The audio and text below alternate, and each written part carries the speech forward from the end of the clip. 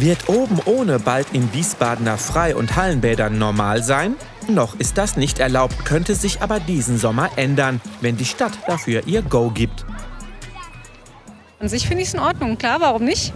Ist ja freiwillig. Wer es möchte, wer sich davon fühlt oder so, soll es tun. Wenn es jemandem nicht gefällt, soll wegschauen. Wer sich das irgendwie traut, soll das ruhig machen. Also mich stört das nicht. Ist okay, ja, habe ich nichts dagegen. Ich gehe ganz bestimmt nicht oben ohne ins Schwimmbad, geschweige denn irgendwo auf der Wiese draußen rumlaufen. Also ich finde daran nichts Schlimmes, ich finde das toll, ich würde es auch machen. Ich selbst würde es nicht machen, einfach weil ich mich dann unwohl fühle. Aber wenn es andere machen, stört es mich nicht. Ich finde es grundsätzlich gut, wenn jemand das möchte. Am Strand ist das ja grundsätzlich auch möglich. Ich will nicht unbedingt sehen, wie die Anatomie meiner Mitbadenden sind. Ich finde das nach wie vor in Ordnung, wenn man einen Badeanzug anzieht. Oben ohne für alle, keine Brustdiskriminierung mehr.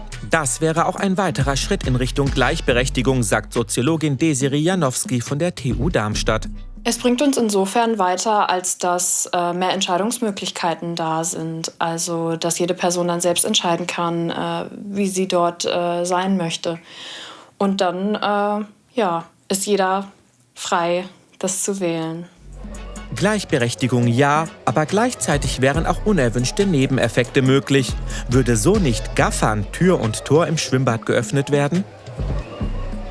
Ich glaube, die gaffen auch mit einem normalen Bikini, wenn sie gaffen wollen. Und der nicht gaffen möchte, wird auch mit einer bloßen Brust dann sich nicht irgendwie dazu animiert fühlen. Ich glaube, das wäre auf jeden Fall ein relativ großes Problem, dass da halt Leute speziell deswegen in Schwimmbäder gehen, kann zu Unannehmlichkeiten führen für andere und auch halt für die dann oben ohne dort sind. Wir sind nicht mehr in den 60ern oder 70ern, wo das alles so verhöhnt war und verpönt war.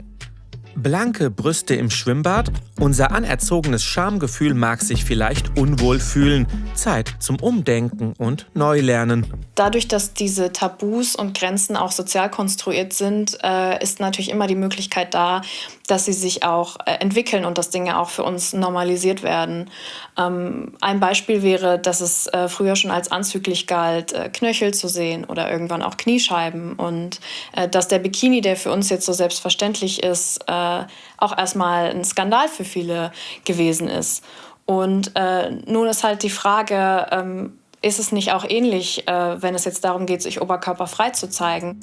Andere Städte wie Göttingen, Köln oder Berlin machen oben ohne schon erfolgreich vor. In Wiesbaden werden die Verantwortlichen wahrscheinlich Anfang des Sommers entscheiden, wie viel Haut wir dann zeigen dürfen.